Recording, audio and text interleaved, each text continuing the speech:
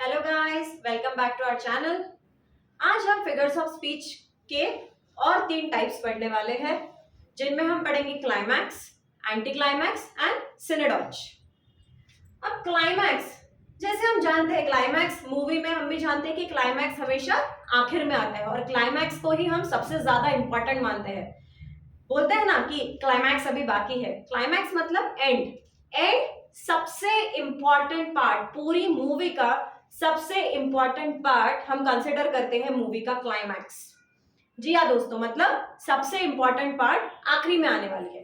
तो ये जो क्लाइमैक्स फिगर ऑफ स्पीच है, इसमें भी ऐसा ही है कि जो भी आइडियाज है, जो भी वर्ड्स है सेंटेंस में, वो इंक्रीजिंग ऑर्डर ऑफ इंपॉर्टेंस में अरेंज किए जाएंगे। मतलब सबसे पहले कम इंपॉर्टेंट चीज, फिर ज्यादा इंपॉर्टेंट चीज और फिर सबसे ज्यादा इंपॉर्टेंट चीज। सो इंक्रीजिंग ऑर्डर ऑफ इंपॉर्टेंस में अगर वर्ड्स या फिर आइडियाज अरेंज की गई है, इफ आइडियाज और words are arrange in increasing order of importance, then that figure of speech is called as climax. For example, birds,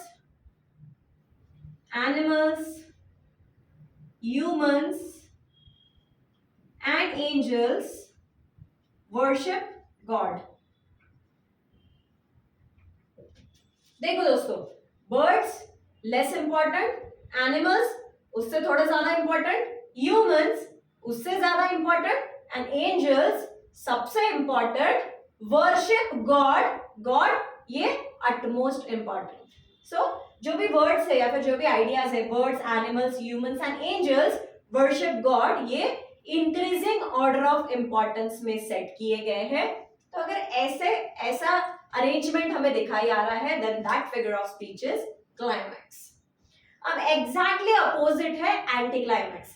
climax में ideas are arranged in increasing order of importance, whereas anti-climax में ideas are arranged in decreasing order of importance। मतलब सबसे important चीज सबसे पहले आएगी, फिर उससे कम, फिर उससे कम। क्लाइमैक्स में सबसे इंपॉर्टेंट चीज सबसे बाद में आएगी, एंटी क्लाइमैक्स में सबसे इंपॉर्टेंट चीज सबसे पहले आएगी। For example, he swore by the sun, the moon and the stars। देखो दोस्तों, यहाँ पे सन सबसे इंपॉर्टेंट, सबसे बड़ा है, सबसे इंपॉर्टेंट है, उसके बाद थोड़ा कम इंपॉर्टेंट मून, उसके बाद थोड़ा कम important stars. So he swore by the sun, the moon and the stars। So सबसे इंपॉर्टेंट चीज सबसे पहले आई, फिर कम इंपॉर्टेंस वाली और फिर और कम इंपॉर्टेंस वाली।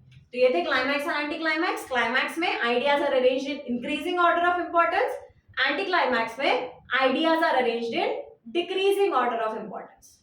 अब और एक फिगर ऑफ स्पीच हम देखने वाले हैं, which is synecdoche. Synecdoche figure of speech के 2 पार्ट्स है, पार्ट 1 एंड पार्ट 2। पार्ट 1 में part is used to designate whole और पार्ट 2 में whole is used to designate part। अब ये दोनों में से अगर कोई भी रहा तो भी then that is synodoch। अब part is used to designate whole मतलब क्या, या फिर whole is used to designate part मतलब क्या, एग्जाम्पल लेके देखेंगे।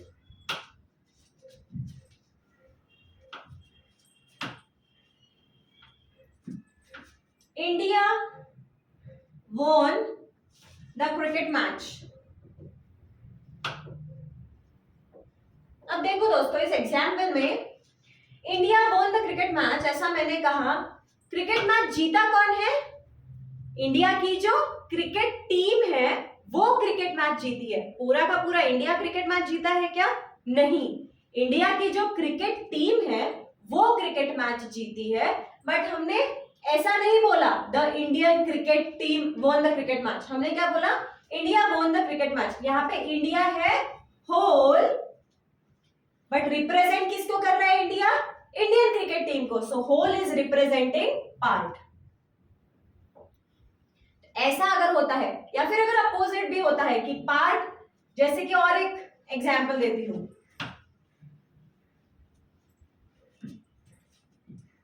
The land was glad, the land was glad. अब खुश कौन होगा? जमीन खुश होगी क्या? लैंड खुश होगा क्या? नहीं, खुश होंगे उस पे, उस लैंड पे, उस रीजन पे रहने वाले जो ह्यूमन बींग्स है, जो आदमी है, वो खुश होंगे। तो यहाँ पे भी ये जो लैंड है ये होल है, पर रिप्रेजेंट किसको कर रहा है? कि उस लैंड पे रहने वाले जो लोग हैं, जो पीपल है, उसे रिप्रेजेंट कर रहा है। So whole is representing part. या फिर इसका वाइस वर्सा भी हुआ, part is used to represent whole, ऐसा भी हुआ, then that figure of speech is called as synodoge, where either whole is used to represent part or part is used to represent whole। दो part में आती है synodoge। ये भी हो सकता है कि whole is used to represent part, या फिर ये भी हो सकता है कि part is used to represent whole। तो इस तरह से आज हमने 3 figures of speech देखे। क्लाइमैक्स में ideas are arranged in increasing order of importance, anti climax में ideas are arranged in decreasing order of importance, synodoge में part is used to represent whole और whole is used to represent part। आगे की video देखना मत भूलिए। Stay tuned. Thank you.